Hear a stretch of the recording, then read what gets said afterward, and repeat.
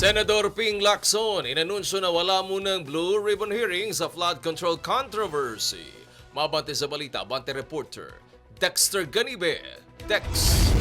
Sinuspende muna ni Senate President Pro Tempore Panfilo Lacson ang anumang mga pagdinig ng Senate Blue Ribbon Committee ukol sa flood control scandal. Paliwanag ni Lacson, kailangan munang maisumite at ma-sponsoran sa plenaryo ang partial committee report sa flood control probe. Maisusumite lang niya ang partial report kapag may siyam na senador na miyembro ng BRC o Blue Ribbon Committee ang nakapirma sa report. Ang nakalagda ngayon ay sina Lacson bilang chairman ng komite at mga miyembrong sina Senators Kiko Pangilinan, Bam Aquino at Risa Hontiveros.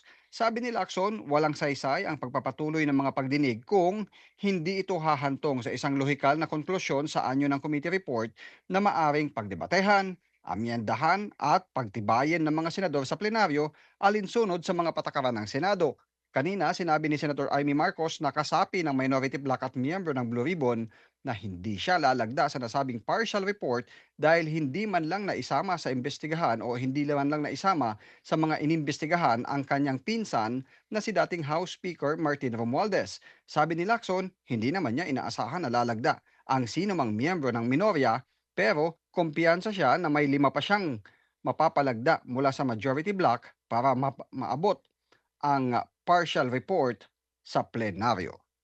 Ako si Dexter Garibe, Abante.